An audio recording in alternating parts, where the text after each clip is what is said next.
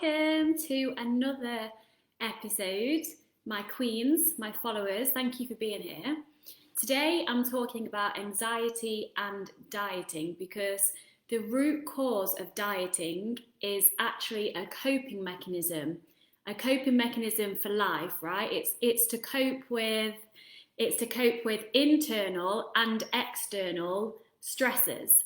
So internal stresses such as shame, guilt, fear and anxiety, and external stresses such as fat-phobia, the truth in this world that society puts thinness and beauty on a pedestal.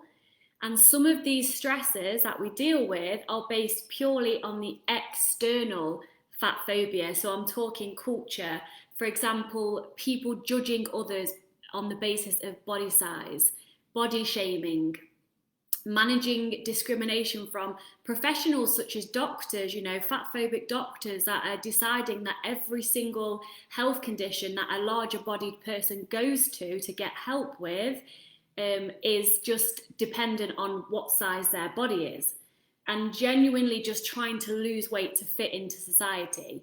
So let's talk about that first specifically then. So dealing with fat phobia from external sources, from external pressures.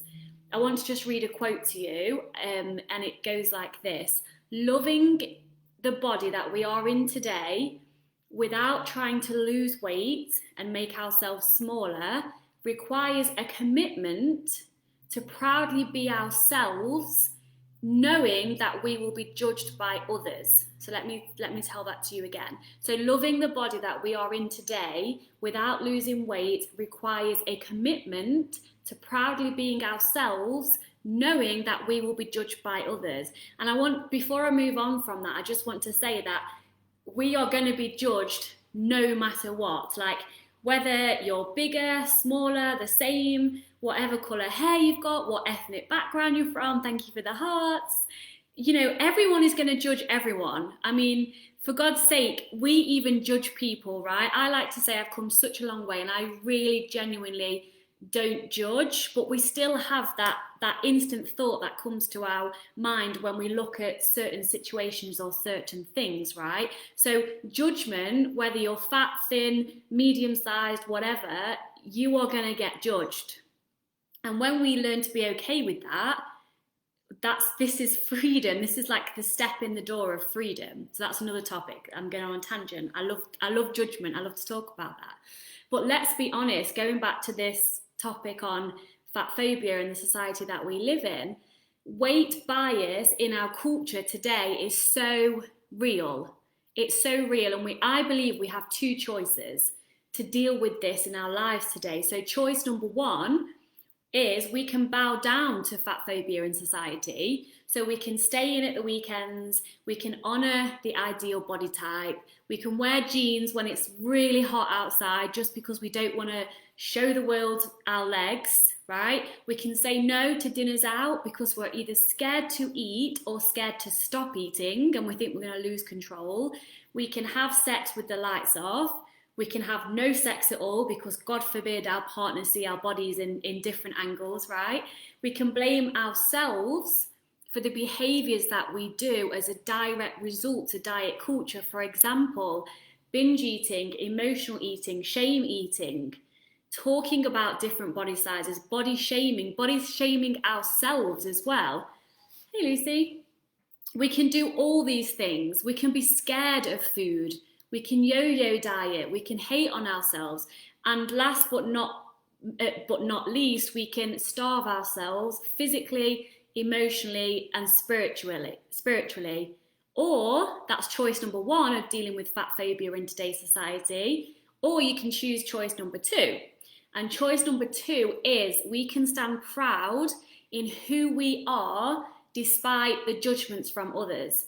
We can stop hiding ourselves. We can stop buying and wearing the clothes that we actually want to wear, not waiting until we've lost so many pounds or got a certain job or found the perfect partner. We can start living how we want to live now. We can enjoy our food choices. We can put on a bikini or a swimming costume and swim in the ocean without being worried if people are going to judge the cellulite on our thighs or our tummy rolls or whatever it may be. We can go on holiday and enjoy ourselves without having to diet before and then during the whole holiday say, well, the diet starts when I get back. I've been there so many times. It ruins your actual holiday. We can have sex with the lights on in all sorts of angles and enjoy the actual sex, not be stressing about what we look like in certain angles, because men, and I haven't been with women, so I can't comment on any lesbians or bisexuals listening, but men only look at mainly two things anyway during sex. But anyway, that's another tangent. I do these things. But we can stand up for ourselves and other women who are being discriminated just because of their body size. We can choose to pursue health at every size. We can show up to nights out and like old school reunions without stressing or worrying that you've put 4 stone on since you were last at school or whatever, right? We can refuse to join body shaming, talking about people's size. We can refuse to join in the dieting and all of that stigma that goes around that. We can literally live our lives today in this body, in the body you're in today, in the life you're in today, and just start to live your life. Because how long have you been waiting? How long have you got left on this precious planet Earth, in this precious life of yours, in your miraculous body? Because the choice is yours and the choice is only yours. So that's my spiel on external stressors for anxiety. And then you want to diet to try and like cope with that anxiety. So now I want to talk about dealing with internal pressures. So sometimes we may project our own non-weight related stress issues onto our bodies. So for example, it can just be generalized anxiety about anything, but we're trying to like grasp control. We're trying to like try and control something in our lives. So because we can't control, or we don't think we can control the external thing, quite often we can't, because the only things we can control is our thoughts and our actions. That's it. But we try to grasp control, and it's usually our bodies. So we try to grasp control of our bodies when actually we want to control our emotional world instead. And women who tend to be more anxiety prone due to multiple of different reasons, like the conditionings that they've had, how they've grown up, etc., they may diet or restrict in order to a more harsher extent than others who aren't so prone to anxiety. But anxiety prone people, and I'm one of them, I deal with this really well now, but it's always a learning curve, it always is.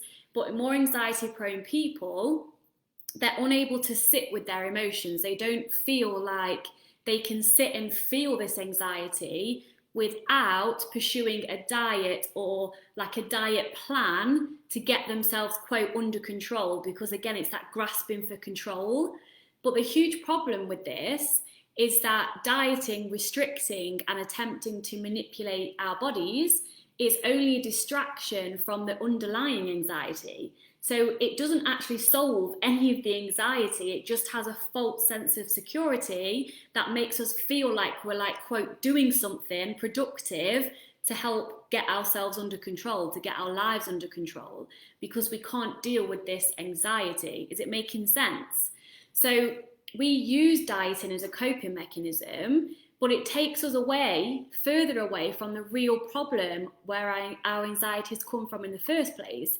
And then, of course, you know my take on dieting. Diets don't work long term, and it actually encourages you to yo-yo diet, it encourages you to binge eat, it encourages you to eat emotionally. So we spend all this time and all this energy just wasting this pursuit of thinness, this beauty ideal, this thinness ideal from culture. We've only learned that from culture. We weren't born and then automatically just think, oh, my whole life goal is to be slim and beautiful. We weren't born thinking that. We were born and then we got taught that throughout our whole lives up to now, until we can do something about it, right? We can't change the world we live in. We can't decide that we're going to change the world overnight, unfortunately, and just decide that no one's going to judge people for their size. They are, but we can manage it, we can deal with it, we can stand up for others, we can stand up for ourselves during this. And I think when we do diet in pursuit of either anxiety from actual external fat phobia or from anxiety with anything in our lives that has nothing to do with body image, the more that we do diet, the more we become obsessed as time goes on in a desperate attempt to either maintain what we have to try and stay safe in society and accepted and loved, or we keep pursuing that because we can never even get there, or we get there and then we lose it, and then we get there and then we lose it. So it becomes out of control because we think that being a certain body size means we're going to be accepted and we're going to be loved. That's the root cause of it all. And this shit is difficult to deal with. I'm not going to pretend it's easy. But when we do find other ways to cope with this, life just gets better and better. And that's from personal experience and of my clients as well. But what actually happens to our health when we diet is we compromise it. So like I said, we end up binge eating, emotional eating, or suppressing our weight when we know that it's not our natural weight. We're like constantly restricting, constantly saying no to ourselves, have constant anxiety. Our relationships suffer because we're ashamed to be seen in the bodies that we're in today. We say no to sex, or we have sex with the lights off because we're ashamed of ourselves. We say no to dinner dates. We say no to nights out. We hide. We lose confidence in ourselves and our ability to stick to anything. If anyone's anything like me, and I know a lot of my clients that come to me for food issues and body image issues, we lose so much confidence in ourselves to actually stick to something because of all the failed diets. It just goes in a downward spiral of you can't trust yourself to do anything. And then that's where the dieting starts off with just dieting. And then it goes to deep self-love and self-worth issues because we can't trust ourselves to do anything, right? But it's a false sense of security. It's not your fault. It's not our fault. It's the diet culture's fault. The body image shamers that make us feel like we have to be X, Y, and Z to be happy. And that's not the truth. It is so not the truth. So there comes a point in your life, in my client's life, in my life, where you literally are at breaking point and you're just like, I can't do this anymore. I can't diet for a second longer. Like when I first got to my breaking point, no word of a lie, I couldn't even diet for like 1 hour. It sounds ridiculous because when I first started dieting like 20 years ago, I was a professional dieter.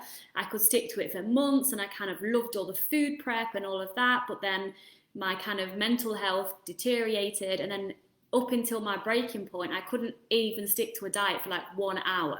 The thought of dieting for even an hour made me go to the shop and physically stuff my face with food because of that anxiety of the what's the word I'm looking for, of the restriction, the anxiety of the restriction that's not even happening yet, but I'm going to tell myself I'm going to restrict. That anxiety was just caused me to binge eat straight away, and it all resulted from body image and what I thought about myself, how I thought I fit into the culture, and then a layer deeper than that, I think I'm going to be loved and accepted more if I'm smaller, and maybe I was.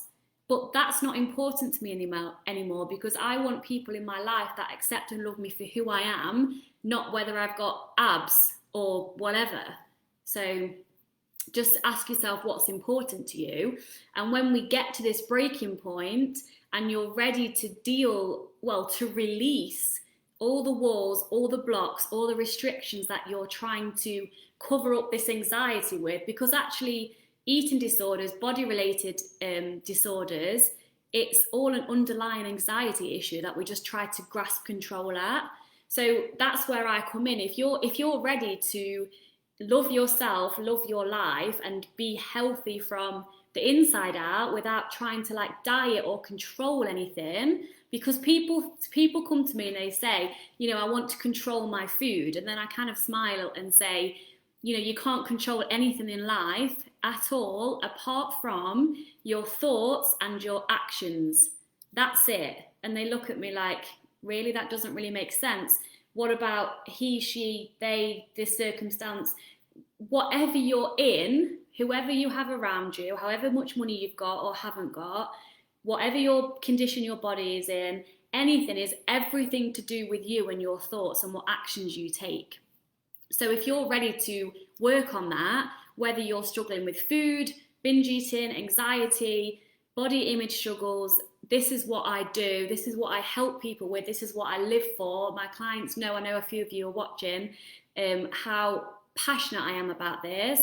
Then please get in touch, because this is what I live for. So I'm always here for you. My door's always open. Thank you for watching. Love to you all. And I'll see you next week on my live. Mwah!